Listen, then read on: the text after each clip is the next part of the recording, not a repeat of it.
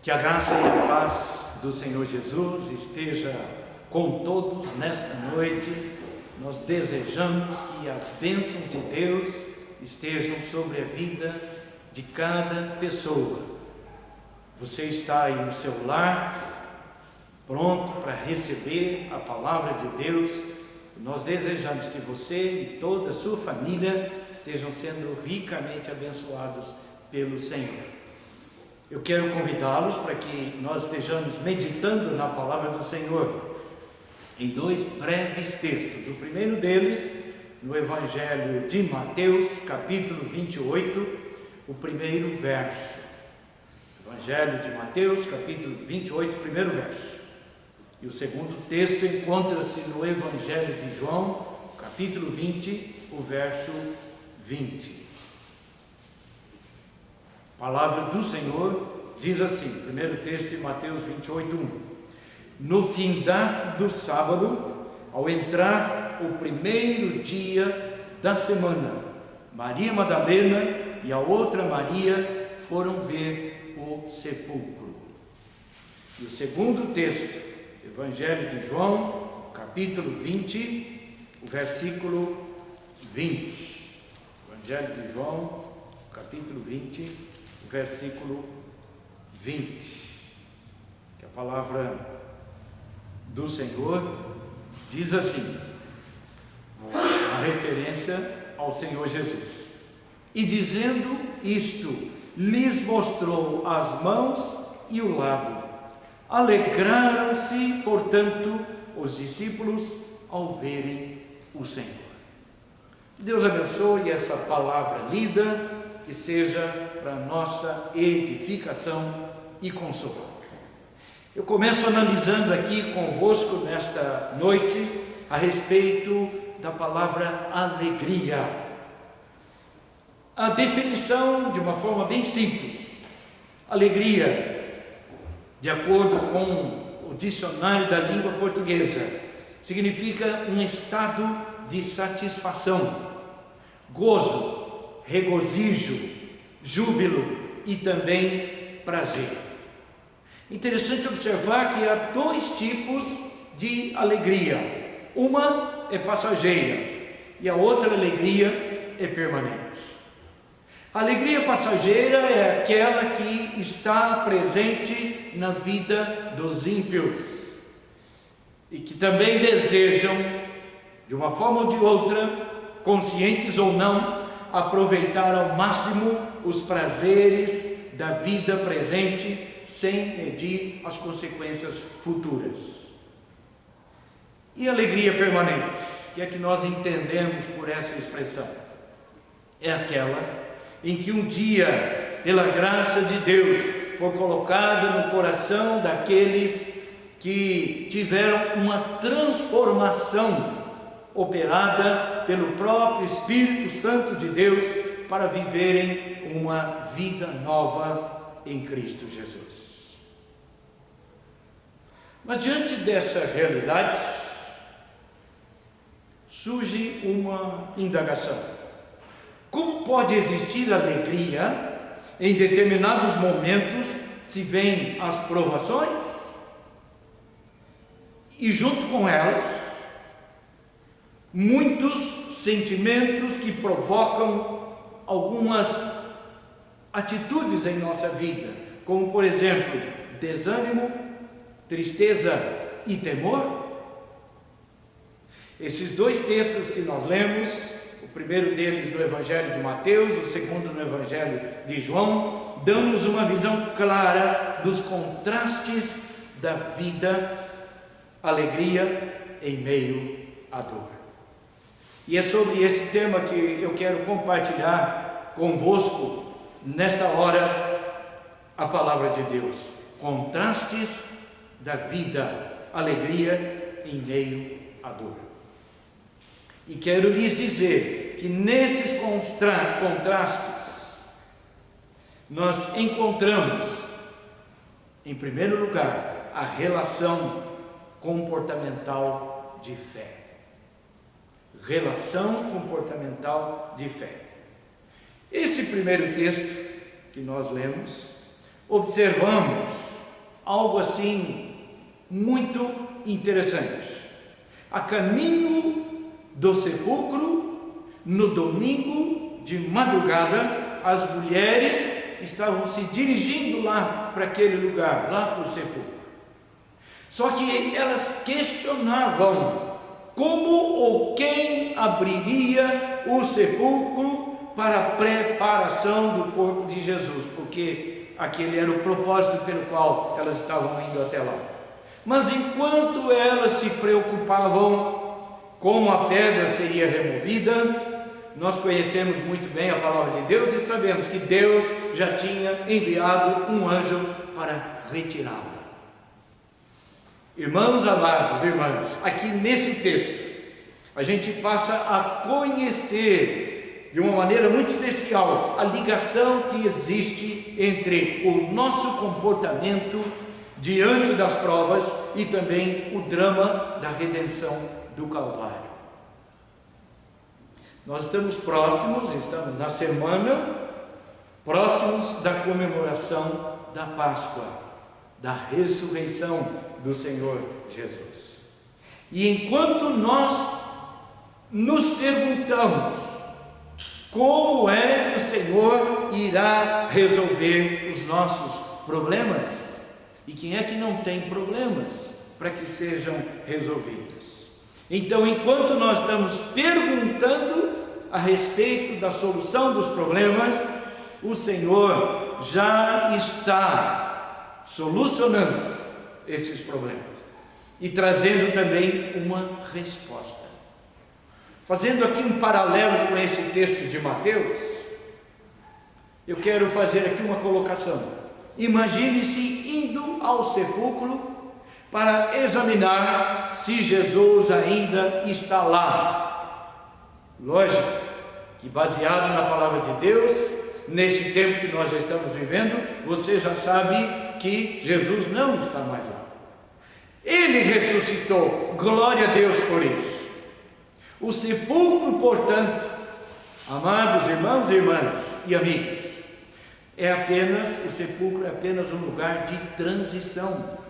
E também a demonstração de que nós recebemos a bênção após uma prova incalculável de sofrimento, que culminou em morte, mas que teve como resultado final a ressurreição. E graças a Deus por isso. Olhando para esse nosso tempo, 2020, mês de abril, 2020 tem sido um ano de muitas lutas, especialmente nesses últimos dias. No momento, nós estamos perplexos diante dos acontecimentos deste vírus, do Covid-19. Quando será o fim de toda essa pandemia? Essa é a nossa pergunta. E quantas vezes também nós perguntamos e não conseguimos as respostas imediatas. E nós sabemos que há muita especulação em torno de tudo isso. Mas ainda quero te perguntar nesta hora: onde está o foco do seu olhar? E o desafio que nós encontramos na palavra de Deus é exatamente a respeito daquilo que toca mais o nosso coração. Saber que Jesus morreu, mas que Ele ressuscitou. Por isso eu quero lhes dizer nesta hora: não olhe apenas para os problemas, olhe para o Senhor Jesus. Olhe para aquele que resolve os problemas e também acalma o nosso próprio coração. Ao chegarem ao túmulo, aquelas mulheres tiveram uma grande surpresa. E qual foi? Encontraram o túmulo vazio, a pedra removida. Portanto, em meio à dor que estavam sentindo pela morte do Salvador, agora vem a alegria, a satisfação. No lugar dos problemas vem a solução. Graças a Deus, Jesus está vivo Elas puderam comprovar isto. Nós também hoje podemos comprovar esta realidade, baseado na palavra de Deus e na experiência que o Senhor tem colocado em nossas vidas. Jesus é a única solução, é a única esperança para todas as crises da nossa vida, inclusive esta pela qual nós estamos passando atualmente no Brasil e no mundo. Nesses contrastes da vida, nós deparamos também com uma segunda lição, com a remoção da tristeza e da dor. Remoção da tristeza e da dor. Esse texto do Evangelho de João, no capítulo 20, no verso 20, tem muito a nos ensinar. A ressurreição de Jesus produziu nos discípulos uma alegria muito grande. E aí surge uma indagação. Será que eles sabiam que Jesus iria morrer e ressuscitar? E a resposta que nós temos que dizer é sim, eles sabiam. Sabiam. Por quê? Porque Jesus já havia lhes falado diversas vezes durante o tempo que ele esteve com os seus discípulos no ministério terreno. Mas eles haviam se esquecido. Eles estavam agora cobertos de lágrimas, de tristeza, de pesar naquele momento.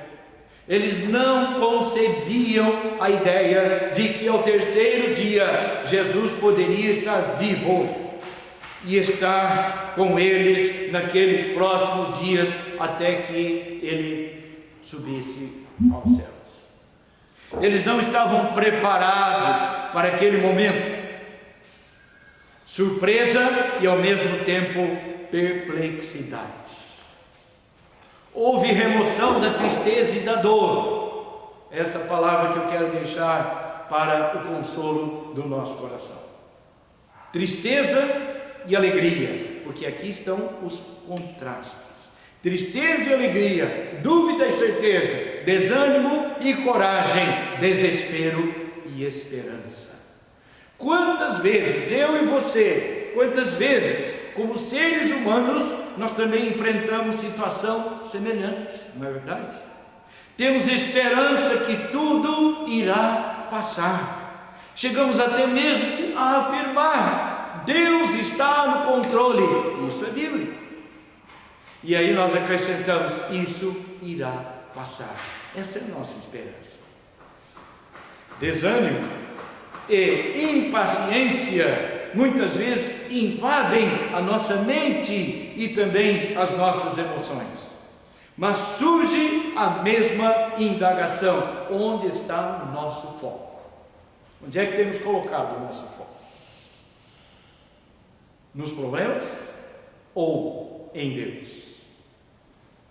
Um vírus como esse que nós estamos vivenciando no Brasil e no mundo, um vírus que ameaça a terra toda, tanto as vidas das pessoas, como também a própria economia mundial já tem sido afetada.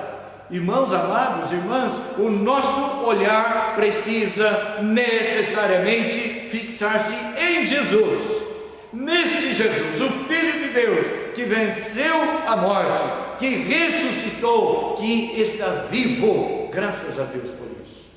Jesus produz em nós, portanto, algumas bênçãos, dentre tantas outras: alegria, certeza, coragem e esperança.